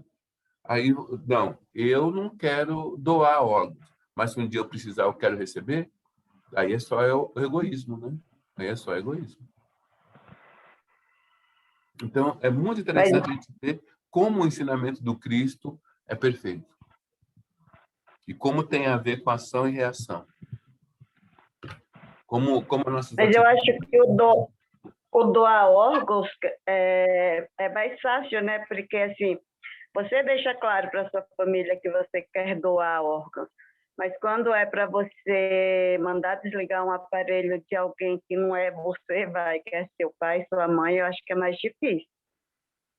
Olha, tudo vai dar fé, né? Tudo vai dar fé. E na realidade, Vânia, a gente está fazendo o que é melhor para aquele espírito, ou a gente entende que é melhor para aquele espírito. Então, fazer o que é melhor para os nossos amados não é difícil. Mas o problema é que, às vezes, apesar que a gente, como você acabou de falar aí, a gente sabe que nós somos imortais, que o espírito é imortal, mas, às vezes, desligar de pai e mãe é complicado. Olha, a pessoa que eu falei era a questão da mãe dela. né? Logo depois, que estão muito pouco tempo depois, ela conseguiu já encontrar com a mãe em sonho, né? E abraçá-la. Eu Coisa acho que se que tivesse no é um aparelho ficaria, excesso, né? Então, eu fazer o que é melhor para o espírito, né? Ainda mais nós que somos espíritas e sabemos que o espírito vive, não é que a gente acredita. A gente não acredita que o espírito continua. Nós sabemos que o espírito acredita. Que nem eu falo ali dos missionários, né? A gente tem certeza absoluta que o espírito continua. Então, as decisões são mais simples. Né? Mais alguma dúvida aí, Melissa? E agora choveu. Então vamos nós. Vamos para essa chuva aí. Esse texto é polêmico. Não é Márcia polêmico. Munhoz. A gente falar de lição falar do Cristo não é polêmico. É tão norte. Diga lá, Melissa. Vamos lá. E essas pessoas que ficam anos em coma, gerando eternas discussões entre os familiares entre o manter vivo através da máquina ou deixar ir, e acordam de repente. Por que às vezes ficam tanto tempo nessa situação? O caso Schumacher, por exemplo. O caso Schumacher, ele está ainda, né, sem acordar, né? E as pessoas vão lá visitá-lo. Não sei quantos anos está o Schumacher, né? Será que ele está ganhando esse tempo? Não sei, né? Tem alguns casos aí que as pessoas voltaram à vida. São casos que dá para contar na palma de uma mão, né? Que voltaram à vida, pedindo Coca-Cola, essas coisas todas, né? E são exceções que vão comprovando a regra, não é? Está tudo definido, né? Quem diz qual é o correto? Quem diz o que é o correto? A hora que você está decidindo, você não tem certeza absoluta do correto, mas você vai fazer o que você gostaria que fizesse a você naquele momento, se fosse o contrário. Saber o futuro, só Deus, né? Deus e Jesus e os espíritos superiores. Então, quando a gente tem que decidir algumas coisas, a gente tem um grande... a gente tem uma grande coisa de incerteza. Então, a gente se baseia nos ensinamentos dos grandes para a gente poder não errar na decisão. Mas pegar essas exceções. E olha, quantos estão ligados a máquinas e quantos acordaram? Eu acho que não chega a ser nem 1 milionésimo. Então, não chega a ser algo relevante. Embora toda a vida seja importante. Mas acho que não chega a ser algo que desconstrua ou que recomende, em função disso, manter todo mundo nas máquinas. Próximo, Melissa. Qual a situação do espírito que fica nos aparelhos? Teve uma época aí que se congelava corpos, não é? E alguns desses espíritos aí se viam presos a esses corpos congelados. A gente tem um livro aí de Joana de Ângeles aí que fala a respeito disso. Os espíritos se viam ligados a isso daí, ao corpo congelado. E passavam por essa situação porque tinham essa dívida aí. Acho que isso criou criogenia, tal. Acho que isso nem existe mais. Mas eles ficavam ligados ao corpo enquanto o desencarne de fato não aconteça, né? Está ligado ao corpo. O livro é Dias Gloriosos. Dias Gloriosos, exatamente. Obrigado. Livrão, viu? Vale a pena estudar. A Beth comenta que esses são os moradores do hospital e tem gente que fica sem aparelhos e vive anos. A Ana Lúcia pergunta se não conseguem desencarnar e seguir. Olha, pode até ter situações como essa, não é? A gente tem do Chico Xavier uma situação bastante interessante. O irmão dele cuidava de um bar e as pessoas chegavam todos os dias lá em Pedro Leopoldo e iam lá no trabalho do Chico Xavier querendo que ele dê passe, que ele ajudasse as pessoas e tal, e estava atrapalhando o Chico Xavier no seu trabalho. E aí, vendo essa situação complicada, o irmão dele falou o seguinte: faz o seguinte, todo mundo que chegar no centro e tiver fechado, manda vir aqui para o bar. Que eu fico conversando com eles, eu seguro eles aqui até você sair do serviço. E aí, você sai do serviço, você cuida da pessoa. Assim não te atrapalha no seu serviço. E assim foi. Durante 11 anos, o irmão dele conversava. Todo mundo que chegava no centro estava fechado, e durante o dia estava fechado mesmo, porque o Chico trabalhava. Ele ia para o bar e ficava conversando lá com ele ficava segurando a pessoa, tal, suportando a pessoa, que às vezes estava até assediado, para o Chico poder chegar depois e dar tratamento. Aí o irmão dele teve um AVC. E aí, corre daqui, corre de lá, tal. Ele viu, né, os espíritos fazendo uma corrente, fazendo uma oração, como se estivesse consultando espíritos superiores, e Emmanuel falou para ele: olha, o teu irmão ele deveria ficar na cama por 11 anos,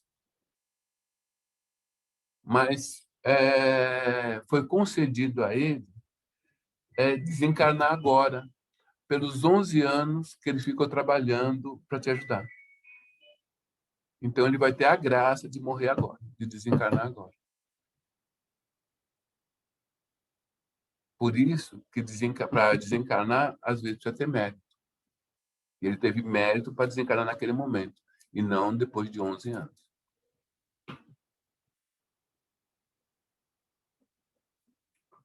Mais alguma questão, Melissa? Sim.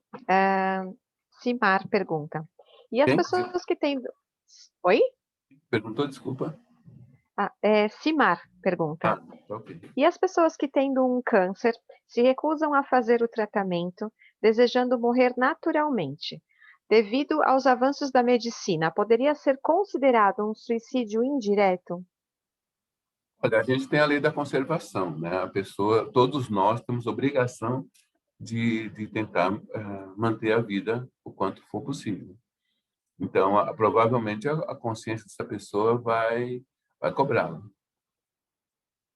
E daqueles muito próximos, né? Certo, Costa. Uma outra pergunta seria da Ângela e minha também. Como você acabou de dizer, né, nós temos a obrigação de fazer o que nos é possível em relação à nossa própria vida, na manutenção da nossa própria vida, né? E no caso, por exemplo, da doação de órgãos do ponto de vista do receptor, ou seja, eu preciso de um rim, por exemplo, eu preciso, sei lá, de um coração, e o transplante seria uma solução. Eu escolher optar por não aceitar esse transplante, seria também estamos deixando de lutar pela própria vida? Então, são perguntas complicadas, né? A possibilidade de você fazer, principalmente esses órgãos mais complexos, a possibilidade de o seu perispírito não aceitar é grande, né? Sempre é muito grande. A medicina está caminhando para criar órgãos plásticos, né? Que não vai precisar mais de transplante, né? À medida que a gente está evoluindo e crescendo em amor, os órgãos poderão ser substituídos de uma forma que não precisa tirar de outro para pôr. Por enquanto, ainda é assim. Naquelas situações onde a solução é essa, e existe a possibilidade de se fazer um transplante, eu acho que a pessoa deveria, acho que a pessoa deveria lutar pela vida, mas é ainda a consciência dela, né? É a consciência e responsabilidade dela. Às vezes a gente não pode violar o livre-arbítrio das pessoas, a gente pode recomendar. Olha, o que a gente sabe, o que a gente tem é isso. E se aquele órgão não deverá ser, ela deverá desencarnar daquela forma ou não poderá receber aquele órgão, o próprio organismo dela não vai aceitar. O seu próprio espírito não vai aceitar.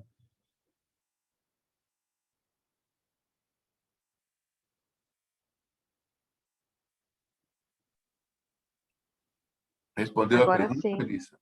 Sim, respondido sim. E encerramos as perguntas aqui. Faltam 15 minutos para as 10. Acho que a gente deve ter mais perguntas aí, porque a gente vai entrar no auxílio num tema complicado aqui se a gente continuar. Não vai dar nos 15 minutos aí. E a Então, gente por isso que eu entra te falei o horário. e a gente entra no horário onde as pessoas não querem mais fazer perguntas, né? E tá todo mundo já preocupado. Então vamos lá, gente. Vamos interromper aqui o compartilhamento, vamos conversar um pouquinho. Vocês estão aí ainda? Olha lá, até a Tati chegou. Nós então estamos. Sempre vê aqui.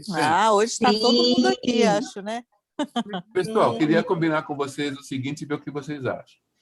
A gente fazer a prova em julho, dia 2, 3 e 4 é que nós marcamos, e aí a gente entrar em férias. Mês de julho, a gente descansar.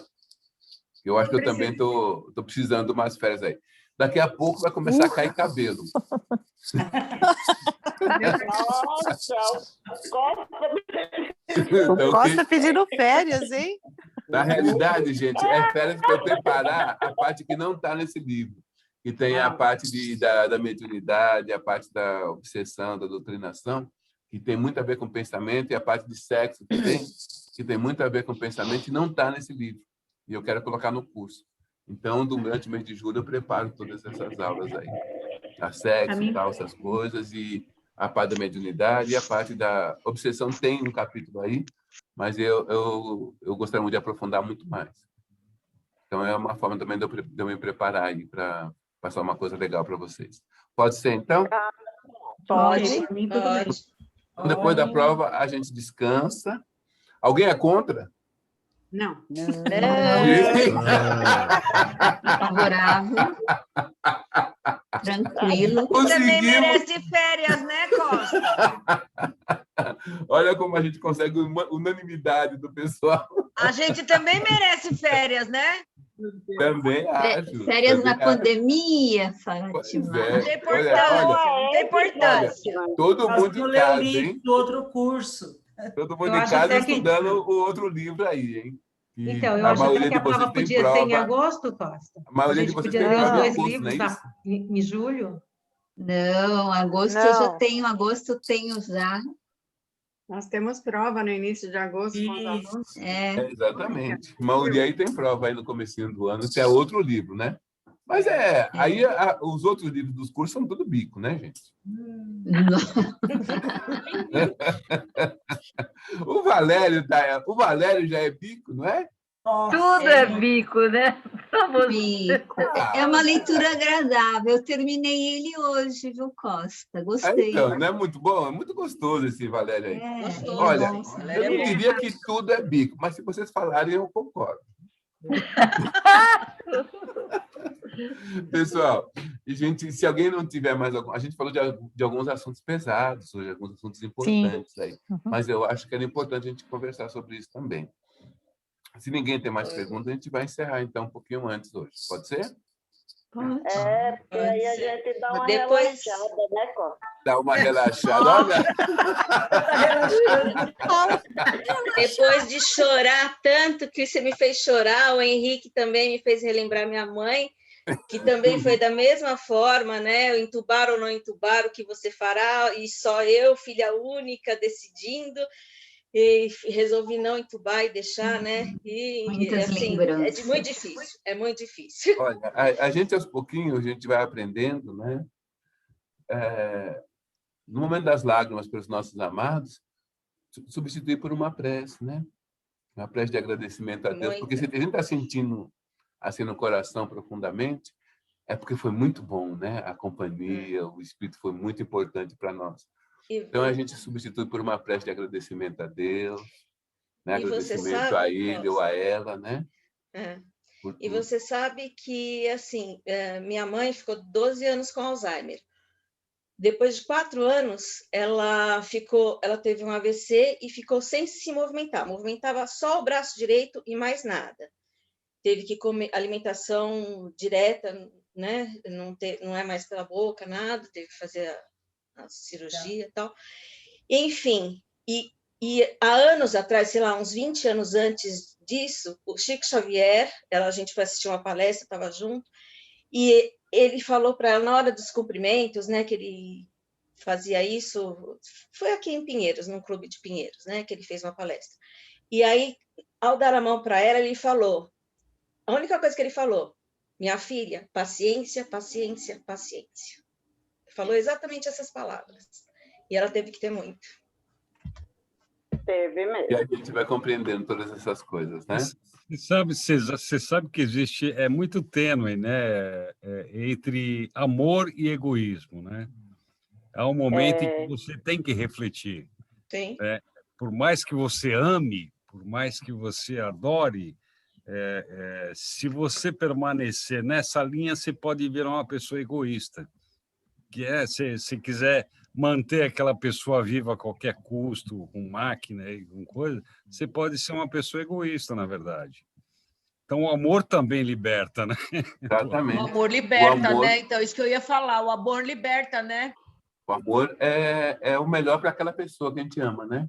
É o melhor. Exatamente. Mesmo que isso te faça falta. Sim. O meu nos pai... Mesmo que nos obrigue a crescer, né?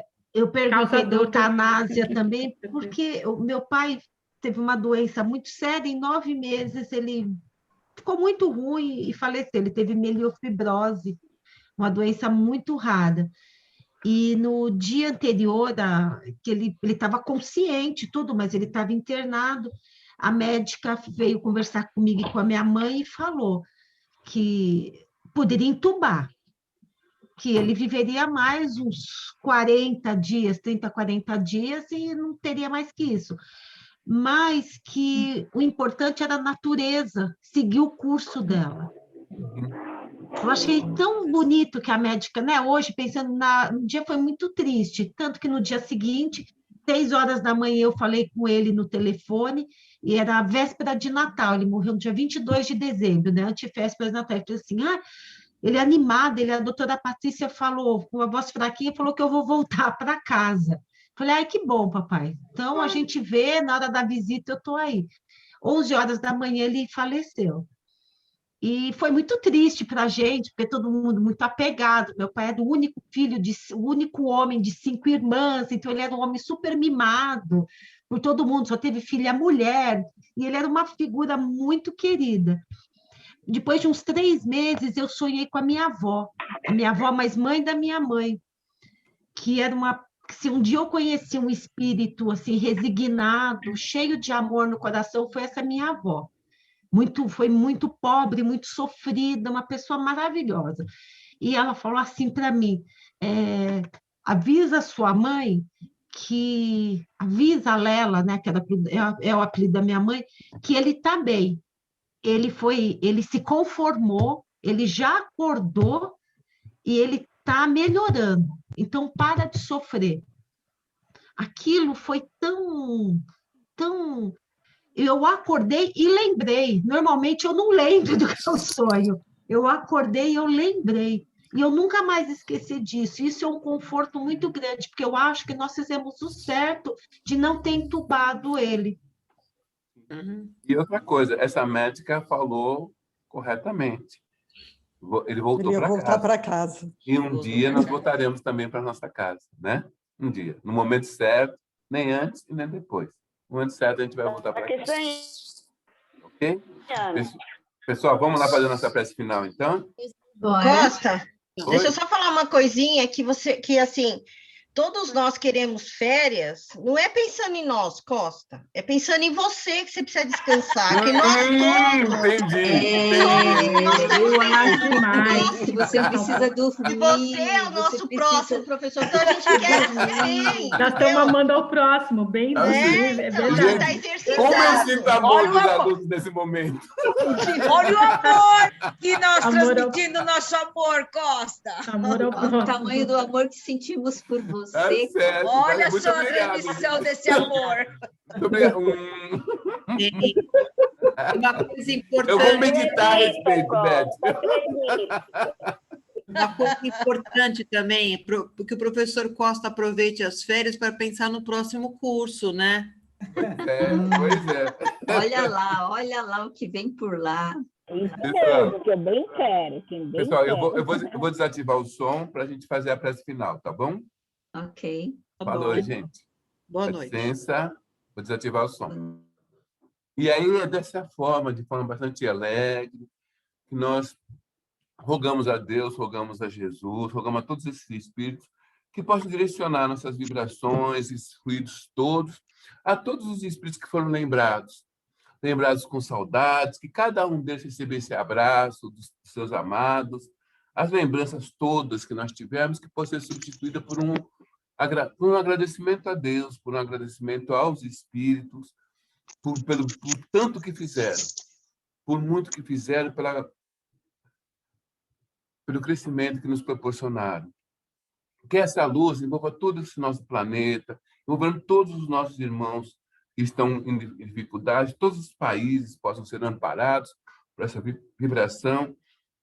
Onde houver, Senhor, um irmão, uma irmã doente, ou triste, ou desesperada, que essa luz, que esse amor possa ajudá-lo, esteja no plano espiritual, esteja no plano físico. Que todos os doentes nos hospitais, nas suas casas, possam ser amparados nesse momento. Que todos aqueles que estão pensando mal possam refletir melhor, serem estimulados a mudar o comportamento. Por todos aqueles que estão sofrendo as consequências do mal feito, que essa oração, essas vibrações, ajudem na sua resignação, no seu amor, na sua vontade de servir. E rogamos, Senhor, pelo nosso local de trabalho, pelo nosso local de estudo, por todos os nossos familiares. Agradecemos pela semana que passamos, já pedindo pela semana que virá.